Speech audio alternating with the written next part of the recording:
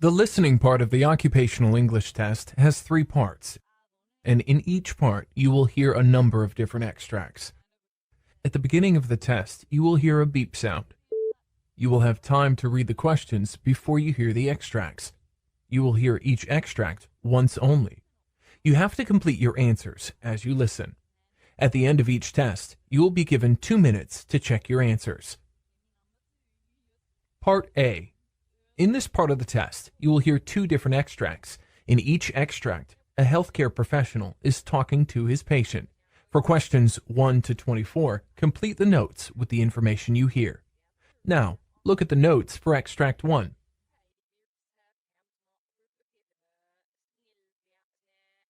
Extract 1. Questions 1 to 12.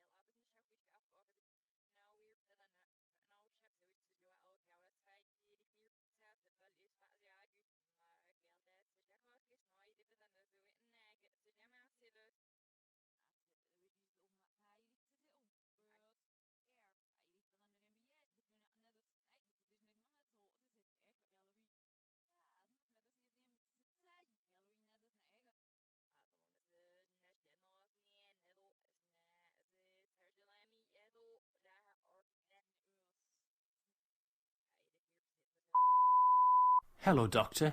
Good morning. Yes, good morning. What's your problem? Well, Doctor, I have a sinus problem.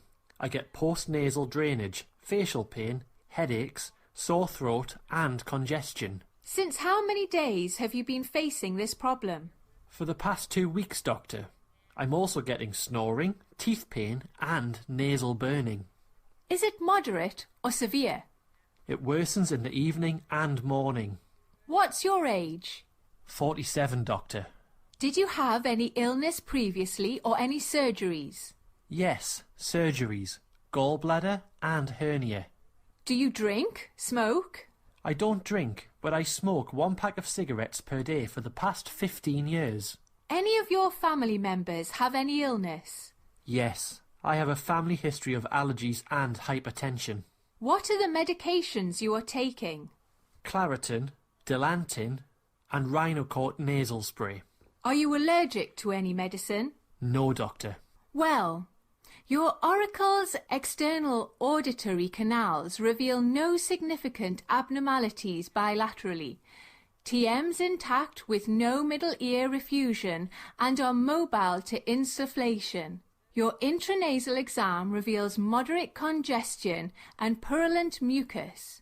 Your oropharynx examination shows teeth. Alveolar ridges reveal missing molar. Examination of the posterior pharynx show a prominent uvulva and prominent postnasal drainage.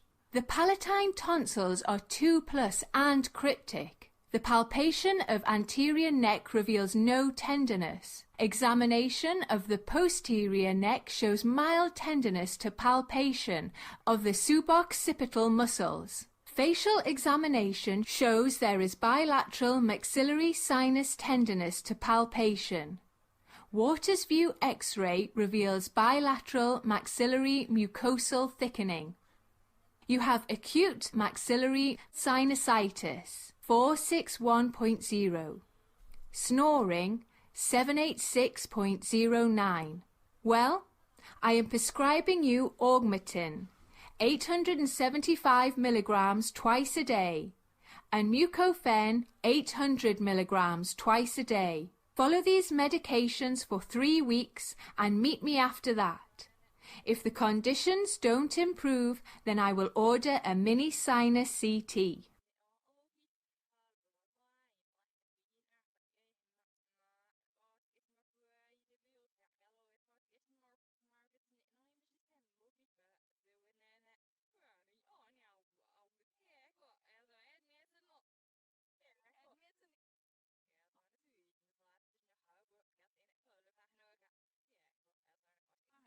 Extract 2. Questions 13 to 24.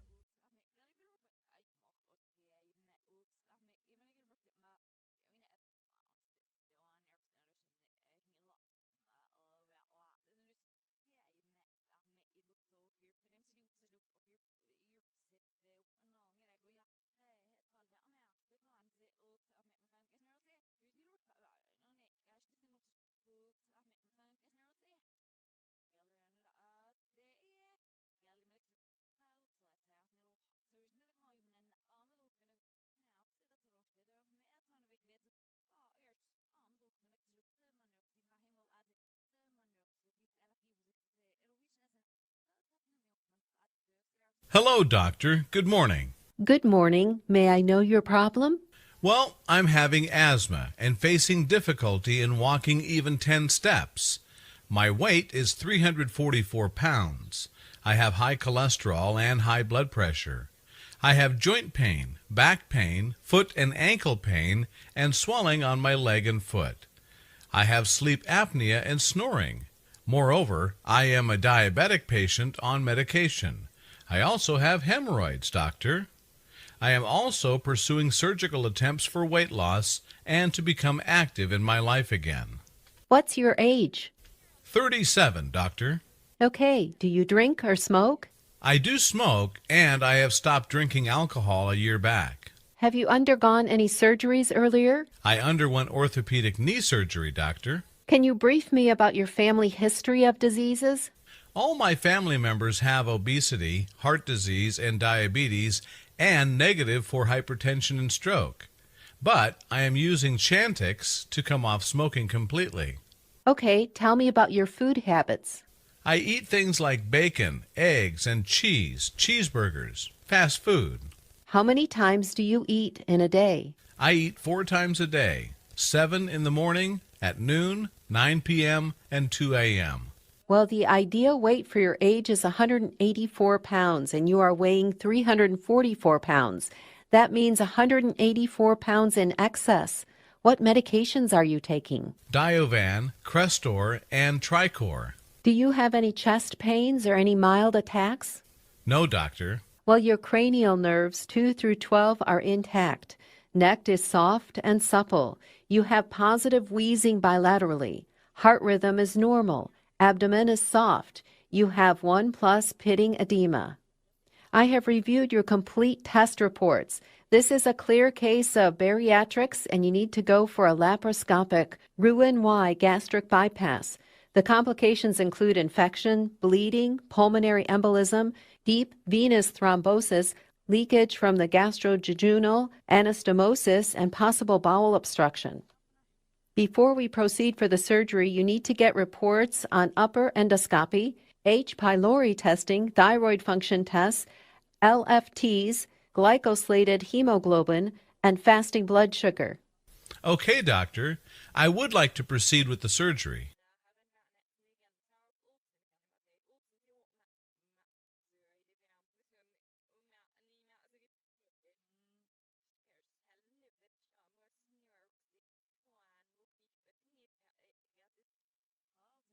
This is the end of Part A. Now, look at Part B.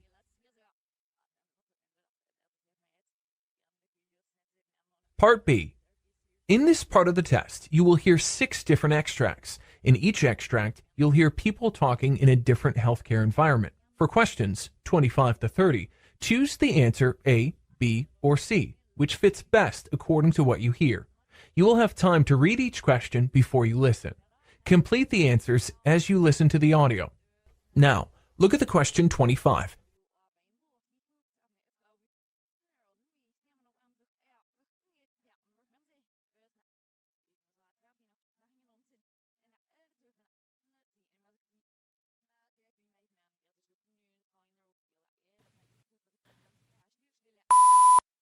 Hello, doctor. What are the clinical manifestations of alpha-1 antitrypsin deficiency? Well, alpha-1 antitrypsin deficiency is associated with 2 major clinical manifestations.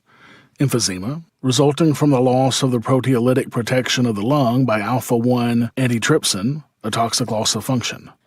Other clinical manifestations of alpha-1 antitrypsin deficiency include panniculitis and an association with cytoplasmic antineutrophil, cytoplasmic antibody-positive vasculitis.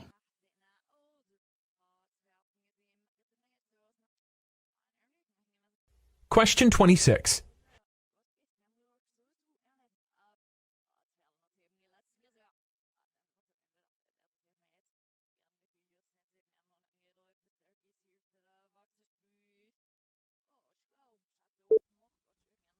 Hello, doctor. What are the different types of lung cancer? Squamous cell carcinoma, or epidermic carcinoma, usually starts in the bronchial tubes in the center of the lungs and can cause symptoms early on, especially hematypus. Large cell carcinoma often occurs in the outer regions of the lungs and tends to grow rapidly. Mesothelioma actually begins in the mesothelium, a membrane that surrounds the lungs. Small cell lung cancer usually grows in the central areas of the lungs, and most people have few symptoms until just before they are diagnosed. Lung carcinoid tumors are made up of cells called neuroendocrine cells. Question 27.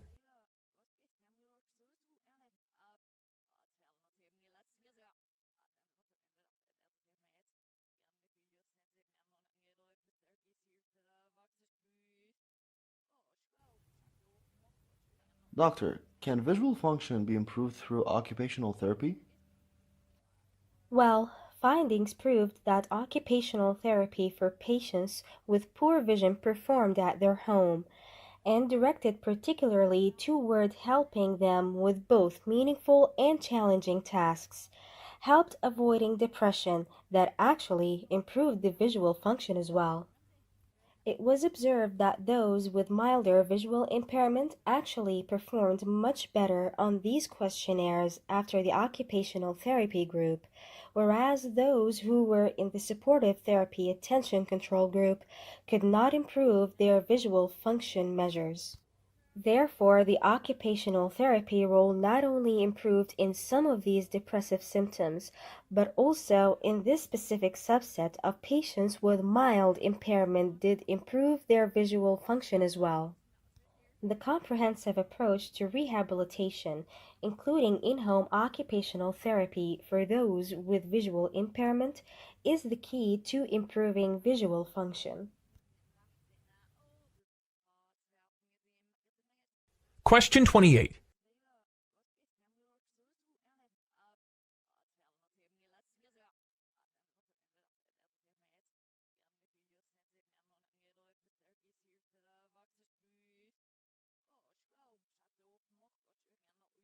Doctor, how do we get rid of the imitators of Stop the Bleed kits? Stop the Bleed is a national campaign to increase awareness and provide training and kits to help the people witnessing traumatic bleeding. However, we must be very careful when obtaining the kit for our locality. The genuine kits are really very expensive, that may cost from $50 to $100 depending on the contents. However, there are some counterfeit tourniquets, which are knockoff products. I would warn everyone that a tourniquet is meant for controlling acute arterial hemorrhage, will cost about $25 to $35. Therefore, if you're getting them for a lesser amount, you probably won't get the best one.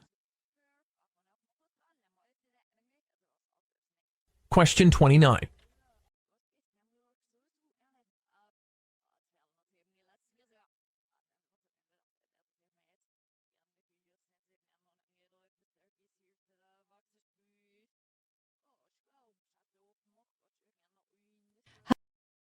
Doctor, what is epilepsy and what is a seizure? Epilepsy is a neurological or brain disorder which is also called a seizure disorder at times. Often, the patient is diagnosed with epilepsy only when they have already had 2 or more seizures. A short change in normal brain activity is called a seizure, which is the main sign of epilepsy.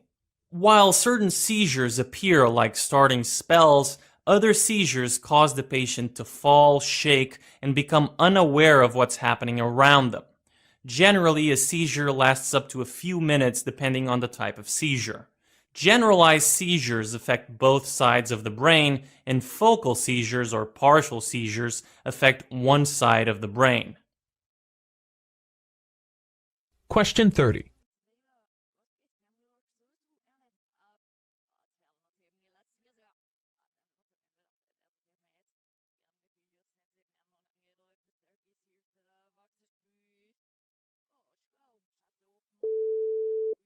Hello, doctor. What is your opinion about misdiagnosing of acute cardiorenal syndrome as renal injury due to hypovolemia? Often, acute cardiorenal syndrome is misdiagnosed for renal injury due to hypovolemia. Patients with stable heart failure normally have mild hypervolemia at baseline. However, they can become hypovolemic due to severe diarrhea, overaggressive diuretic therapy, or other causes. Although the fluid status of these two conditions are different, they are often difficult to distinguish. Urine electrolytes suggest a pre-renal acute kidney injury in both of these conditions. However, a history of recent diuretic overuse or recent fluid losses may help identify hypovolemia. If available, analyzing of the recent trend in weight will be essential in making the right diagnosis. Misdiagnosis of acute cardiorenal syndrome as hypovolemia-induced acute kidney injury will be catastrophic. In case the volume depletion in acute cardiorenal syndrome is erroneously judged to be the cause of acute renal injury. Therefore, fluid administration can further worsen both renal and cardiac function.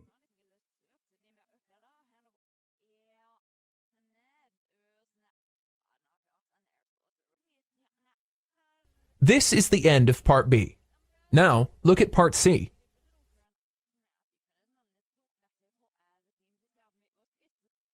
Part C. In this part of the test, you'll hear two different extracts. In each extract, you'll hear health professionals talking about specific aspects of their work.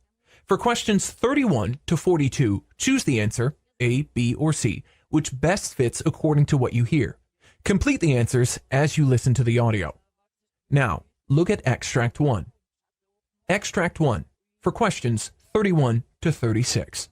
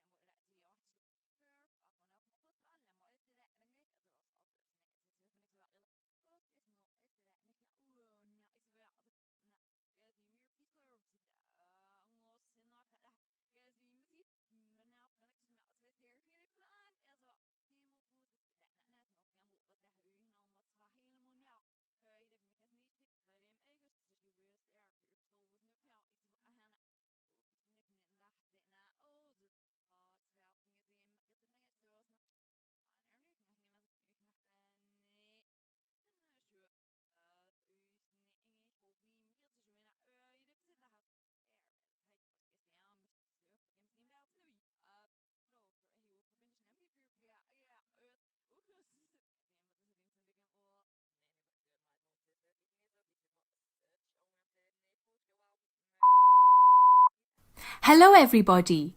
I am going to explain to you different types of hemolytic anemia. Hemolysis is the breakdown of red blood cells that typically has a lifespan of 120 days. After this duration, they die and break down.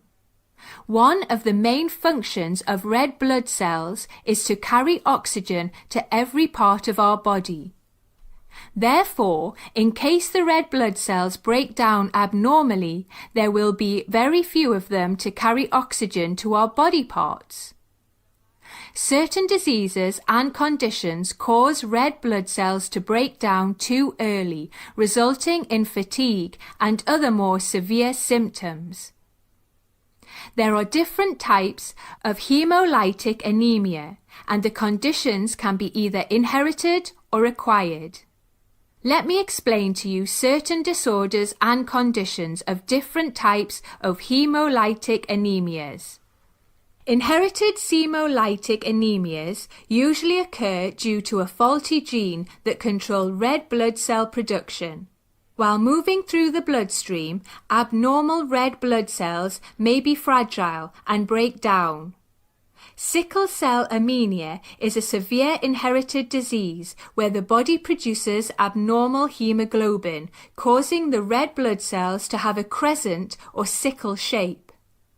Sickle cells usually die within 10 to 20 days, as the bone marrow can't produce new red blood cells fast enough to replace the dying red blood cells. In the US, sickle cell anemia mainly affects African Americans. Thalassemias are the inherited blood disorders where the body can't produce certain types of hemoglobin in adequate quantity, causing the body to produce less healthy red blood cells. Hereditary spherocytosis occurs when the outer covering of red blood cells, called the surface membrane, is defected. In this condition, red blood cells have an abnormally short lifespan and a ball-like or sphere shape. Hereditary elliptocytosis or oval cytosis causes a defective cell membrane in which red blood cells are abnormally oval in shape, are not as flexible as normal red blood cells, and have a shorter lifespan than healthy cells. Glucose-6-phosphate dehydrogenase deficiency occurs when the red blood cells are missing an important enzyme called G6PD. The lack of enzyme causes the red blood cells to rupture and die when they contact certain substances in the bloodstream. For the patients with G6PD deficit, severe stress, infections, certain drugs or foods can cause the destruction of red blood cells. Certain examples of such triggers include aspirin, anti-malaria drugs, sulfur drugs, non-steroidal anti-inflammatory drugs, naphthalene or fava beans. Pyruvate kinase deficiency is caused when the body is missing an enzyme called pyruvate kinase. And with this condition, the red blood cells tend to break down quickly. Acquired hemolytic anemias occur when the hemolytic anemia is acquired. In this condition, although the red blood cells may be normal, certain disease or other factors will cause the body to destroy the red blood cells in the spleen or bloodstream. With immune hemolytic anemia, the immune system destroys healthy red blood cells. The three main classifications of immune hemolytic anemia are autoimmune hemolytic anemia, which is the most common hemolytic anemia condition. For some unknown reason, this disease causes the body's own immune system to produce antibodies that start attacking our own healthy red blood cells. This disease may become severe and grow very aggressively. Alloimmune hemolytic anemia occurs when the immune system attacks transplanted tissues, a blood transfusion, or the fetus in some pregnant women. This disease can occur if the transfused blood is a different blood type than our own blood, and it can also occur during pregnancy when a woman has rhesus-negative blood and her fetus has rhesus-positive blood. Drug-induced hemolytic anemia occurs when a medicine triggers the immune system to attack its own red blood cells. In such case, one may be drug-induced hemolytic anemia. Chemicals in medicine, such as penicillin, can attach to the red blood cell surfaces and cause the development of antibodies. Mechanical hemolytic anemias cause physical damage to red blood cell membranes, which can cause destruction at a faster rate than normal. The damage may be caused by changes in the small blood vessels or due to the certain medical devices high blood pressure during pregnancy called preeclampsia, or a condition that causes seizures in pregnant women called eclampsia. Malignant hypertension or a rare blood disorder such as thrombotic thrombocytopenic purpura that causes blood clots to form in small blood vessels throughout the body. Moreover, participating in strenuous activities can also result in blood cell damage in the limbs at times. With paroxysmal nocturnal hemoglobinuria, the body will destroy abnormal red blood cells caused by a lack of certain proteins more rapidly than normal. Individuals with this disease are at increased risk for blood clots in the veins and low levels of white blood cells and platelets. Certain infections, substances, and chemicals can also damage red blood cells, resulting in hemolytic anemia. For instance, toxic chemicals, malaria, tick-borne diseases, or snake venom.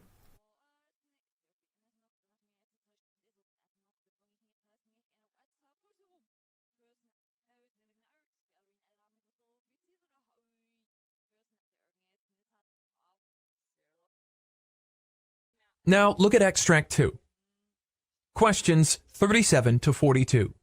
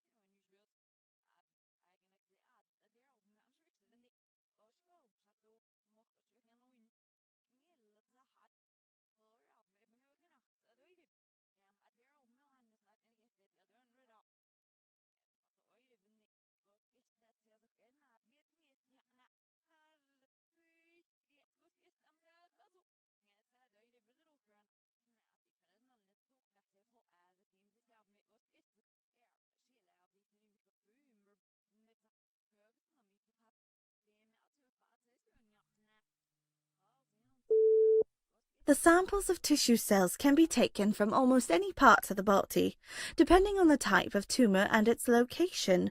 The method of taking samples is determined. For instance, the methods followed for brain biopsies is entirely different for skin biopsies. Certain types of biopsies involve the removal of an entire organ, which are only performed by surgeons. However, other types of biopsies remove tumor samples using a thin needle or through an endoscope. In this session, I am going to explain the most common types of biopsies used in cancer diagnosis. Needle biopsy. Fine needle biopsy or fine needle aspiration and core needle biopsy or core aspiration are the two types of needle biopsies. Fine needle aspiration is performed using a thin, hollow needle affixed to a syringe to pull out small pieces of tissue and a small amount of fluid from the tumor. In case the tumor is deep inside the body and cannot be felt, then the needle can be guided while watching on an imaging tool such as an ultrasound or CT scan. The main advantages of fine needle aspiration are that there is no need to cut the skin, and in some cases the diagnosis is made on the same day. However, the disadvantage is that sometimes it becomes impossible to remove enough tissue for a detailed diagnosis.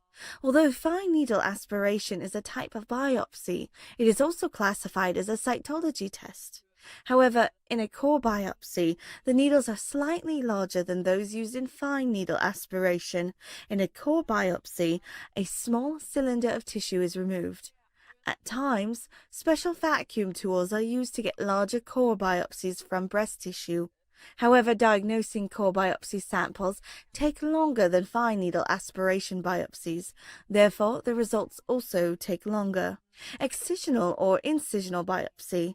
In this type of biopsy, the surgeon cuts through the skin to remove the complete tumor, called an excisional biopsy, or a part of a large tumor called an incisional biopsy.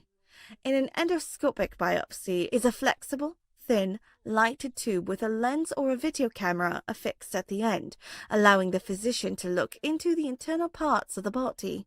Tissue samples are also taken out through the endoscopic biopsy. Different types of endoscopes are used to look at specific parts of the body. For instance, one kind of endoscopy is used to look at the inside of the throat, sinuses, and nose.